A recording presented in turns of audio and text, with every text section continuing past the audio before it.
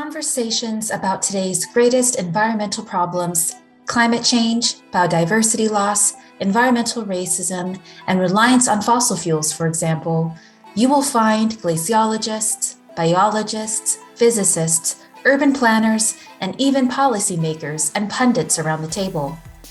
But what about historians, literary scholars, philosophers, gender scholars? In the environmental humanities, we bridge the traditional divides between the sciences and humanities by using literature, history, philosophy, and other humanities disciplines to address environmental problems. The result is a more nuanced understanding of today's environmental crises, including how we got here and how we might move forward together. At UCI, our research in the environmental humanities is deep, with scholars diving beneath the surface to help understand today's challenges. Radical, with scholars getting to the roots of complex problems. Creative, with scholars imagining new approaches and drawing lessons from nature. And engaged, with scholars encouraging new ways of thinking and taking action. The grand challenges of today will not be solved by science alone. Climate change is not simply a scientific and technical problem. It's a cultural and an existential problem, a problem of our values and beliefs. Climate change is caused by collective behaviors, above all by the rich and privileged of this world. Studying the environmental humanities can ensure equitable solutions and spur positive action. Visual studies scholars look at art, media, and film and examine how narratives shape and challenge our perceptions of real and imagined environmental concerns.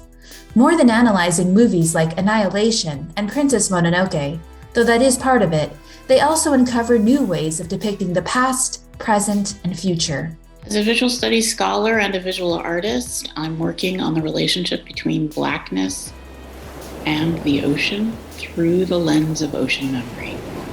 I'm working with scholars across disciplines to examine and visualize the millions of African lives that were lost during the transatlantic slave trade.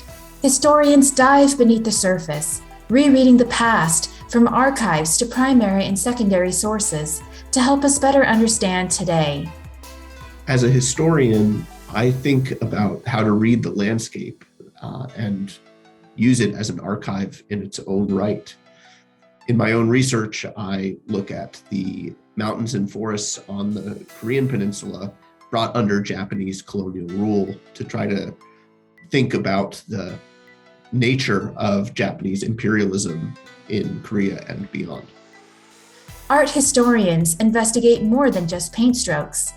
They examine art in nature, like outdoor installations, and study artists who themselves incorporate natural materials and environmental concerns into their artworks.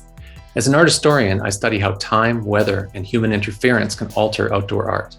These and other, even unexpected factors can dramatically change the meanings of the art installations. For example, in Utah, an underwater sculpture surfaced after 30 years. And in Texas, a half-buried row of Cadillacs was completely reoriented by graffiti. Paying attention to these changes attunes our awareness for the bigger environmental transformations happening here in Orange County and across the planet. In the humanities, our scholars work from a toolbox that includes critical analysis, cultural attunement, storytelling, historical context, and a deep understanding of human beliefs and motivations. These tools are vital to solving the dynamic and multifaceted environmental issues of today. Sometimes, it's as simple as being the voice at the table to ask, good for whom, and at whose expense?